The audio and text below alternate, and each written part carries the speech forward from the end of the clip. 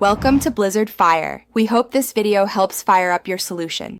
You'll start by opening Zedge and granting the necessary storage permissions so you can save and apply images. Once done, pick whether you want a static image, a live wallpaper, or a 16:9 crop for home or lock screen. That choice changes later options. Make sure you're on Wi-Fi if the file is large, because downloads can be heavy. Now tap Wallpapers, use the search or categories to find a style you like, and preview it before proceeding. You'll tap a chosen wallpaper to reach the preview screen where crop, download, and set options appear. Use the crop tool to pinch and drag the image until key subjects are centered. Select Home, Lock, or both so the system applies the right placement.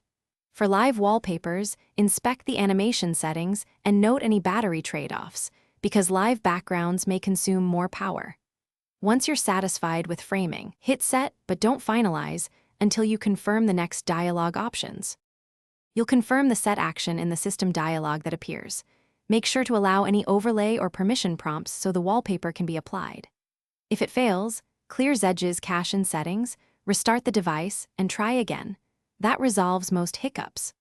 Also, remember some OEM launchers restrict live wallpapers or enforce different crops, so switch to the default launcher or export the image to gallery and set it from the system wallpaper picker if needed.